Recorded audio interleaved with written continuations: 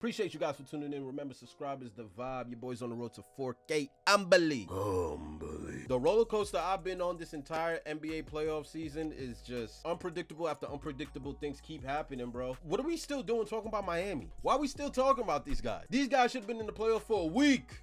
The Mac. First of all, I had them getting swept by the Bucks, but then when they won the game one, I'm like, yeah, all right, they're going out in 5. A month later, here we are, a game away from the finals. I don't know how to describe what Jimmy Butler's on. It's not Kobe Bryant-esque. It's not Michael Jordan-esque. Not even LeBron-esque. It's Jimmy Butler. I can't tell you what's going on, bro. To beat the Bucks in 5, I think they handled the Knicks in 5. I'm not sure if Knicks even 4-6. Maybe they did. Let me know in the comment section. But to be in this situation right now, bro, up 3-2, game back in Miami, these guys are overachieving like I've never seen a team do in all my years of watching basketball, bro. This is a glitch, but Jimmy Butler's been on one, bro. He got them boys believing, and for me, I'm gonna start calling him Jimmy Bully. I mean, we dropping the Butler. All right, man. Gotta give him his flowers, though. Ever seen anything quite like these Miami Heat? I've always respected Jimmy Butler. If you look at my channel, I have a long history of praising this man. But number one, I didn't think he could sustain this level of unprecedented greatness for this long. And I damn sure didn't think a culture could be talking this strong in a star-driven league. 7 undrafted players. Their third best player injured. No all-stars. And 2 games away from the NBA Finals. We've never seen anything quite like this. Today's video is sponsored by DraftKings Sportsbook. The NBA playoffs, it's unfortunately coming to its conclusion, but lucky for us, we still have some big games left. DraftKings wants to maximize the rest of your playoff experience, and they're here with an offer. See if all that trash talking starts when it's 0-0 instead of 5-6 point lead. That's where it starts. That's the sign of a good man. If you can talk shit when it's even score, or talk shit when you're behind score. When you're ahead, it's easy to talk. Y'all MJ lovers just chewing this up. In 1999, y'all we chewing that up, son. Similar to this year's Miami Heat, but it wasn't quite this. The Knicks, as an 8th seed, they made it all the way to the NBA Finals, knocking off the first seeded Miami Heat, knocked off Reggie Miller's Pacers in the conference finals, and then they ran into a dynasty in the making with Duncan and Robinson, and their run unfortunately ended. What made their run so special is the fact they did the majority of their damage without an older, banged up Patrick Ewing. And that special run to the knees, finals, bro. Not only did they knock off man the got first shoulder seed, pads on his but knees. they knocked off the player voted second in the MVP voting. Now, not to take away anything from that special New York run, but the NBA was a tad bit different back then. One, the NBA was in the midst of a 50-game lockout season. Kind of weird. 2, the first round was the first to 3 instead of 4. And 3, the NBA had just lost their best player, Michael Jordan. So everything significantly opened up. What the Miami Heat are en route to do this year, mind you, I know it's not over. ESPN still inexplicably underrates this team. I understand all that. But what they're 2 games away from truly makes no sense. The Miami Heat in December, they were 3 games below 500. The Miami Heat at the deadline, they were fighting not to be in the play-in, which they ultimately were. The Miami Heat, after being the first seed last year, dropped all the way to the 8th seed this year. The Miami Heat rely heavily on 4 undrafted players. The Miami Heat made no significant moves at the deadline. The Miami Heat made no significant. They got dudes hoping Miami make it to the NBA Finals, and they got dudes on the roster that they're paying in coupons. You paying these guys in coupons, and we want to see them in the finals, bro? 4 undrafted players? I'm impressed.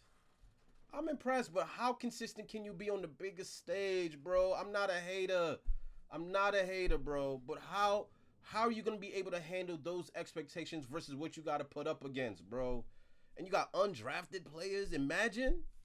Significant offseason moves. The Miami Heat had a net rating with all teams not even close to making the playoffs this year. The Miami Heat were one of the worst teams offensively all year. The Miami Heat are one of the smallest teams in the sport, so they got killed on the glass. The Miami Heat on paper have some of the worst contracts you can think of. The Miami Heat scored the least amount. Hold on. Worst contracts. Hold on. Have some of the worst contracts you can. Jimmy Butler, 37 mil. Yucks. Bam making 30? Kyle Lowry. Lord, look at Duncan Robinson. Duncan Robinson don't play no more than 2 minutes, bro. 16 mil, and it's only going up. Lowry making 28 at 37. If you don't put a basketball in your child's hands from the day they come into this universe, I don't know what you're doing as a parent, bro. I don't know what you're doing as a parent, bro. Kyle Lowry been a bum for 10 years. I don't care that he won a championship. 28 million at 37? What is he doing? Holy God, man. Can think of, the Miami Heat scored the least amount of total points this year. The Miami Heat lost their third best player in the first game of the first round. And somehow their mantra is still 1, 2, 3. We don't give a fuck about none of that. I made a video 3 years ago talking about how the Miami Heat were on one of the greatest, most unexpected runs in the history of the sport. And somehow this year, they're even outdoing that. The Knicks 24 years ago beat one player that was top 5 in the MVP voting en route to that NBA Finals. Not only is Miami en route to beating 2 players that was actually top 4 in MVP voting and a player that won 2 out of the last 5 MVPs, but they're also quietly, very quietly, I don't hear anybody talking about this, avenging the last 2 seasons and making a fool out of anybody that questioned the legitimacy of their run 3 years ago. In 2020, in the second round, again, they took down the first seed in the conference and at that time, the current back-to-back MVP and Defensive Player of the Year. A lot of people, understandably so, questioned the validity of that run. Was it because they were in a bubble? Was it because they had 4 months off? Was it because Chris Middleton admitted he took 4 months off of basketball and didn't even touch a basketball? Was it because Milwaukee didn't have home court advantage? Nobody really quite knew. Even in the Eastern Conference Finals where they beat Boston, even Jason Tatum sounded like he questioned how valid were some of those performances in the bubble. I ain't gonna say no names, but there was some people on the other team.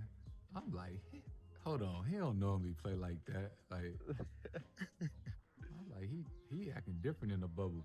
The year directly after making the NBA Finals, they met Milwaukee in the first round again and got swept. Jimmy Butler played some of the worst basketball I've ever seen him play, and that helped fuel the quote-unquote bubble fraud title that got placed on that organization. Last season, as a first seed against Boston at home in Game 7, they lost a very tight game, and you really can't call them frauds or anything like that for that specific loss. But again, a team they beat in quest for that finals appearance 3 years ago came back and avenged their loss. And now this season, they came back and they're currently chopping down the Giants in the most gritty, unexpected Miami Heat way possible.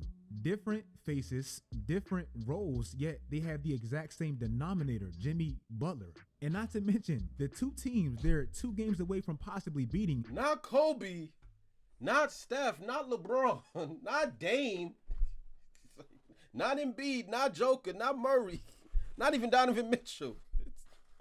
They got Jimmy Butler and they doing this. Oh my God, nothing makes sense anymore, bro. Were literally the 2 teams that were the favorites to win it all a month ago.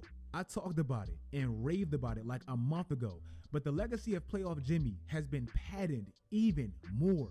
Since he's been in Miami, cemented. The player that has the most 40-point games in the playoffs is now Jimmy Butler. The player that has the most 35-plus point games is now Jimmy Butler. The player that has the best anticipation skills and is dead ass like Ed Reed with how he can telegraph passes and steal the ball and leads the league in steals with these last 3 years is definitely Jimmy. Jimmy at 107, second place is at 69. Oh my God. My son is locked in. I don't care what he was saying. Oh, I don't know what y'all talking about with playoff Jimmy. No, it's a sure thing.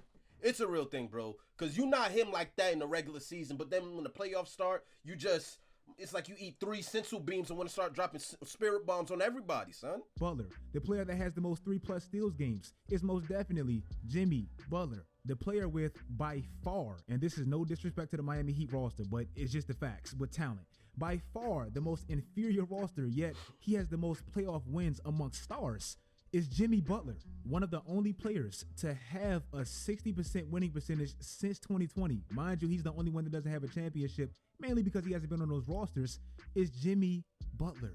Somebody commented under my tweet yesterday, and I have to bring it up because it was so facts. It's almost like Jimmy Butler injects that dog into anybody he runs with, and they match his energy. against Milwaukee, 31. where they took advantage of that golden opportunity. A team that was a subpar shooting team all regular season, they shot 45% from deep. Against Boston, where it's like they know they have to elevate their play. As a team, they're shooting 44% from deep, but their starting lineup, they're shooting 50% from deep. That's insane. Also, they're holding Boston, a team that relies way too heavily on how much they can outshoot you from deep, to 31% from downtown. Boston this year, they're a below 500 team when they shoot under 40% from deep, and they're 36-2 when they shoot at a 40% clip. So they rely heavily on how much they can outgun you.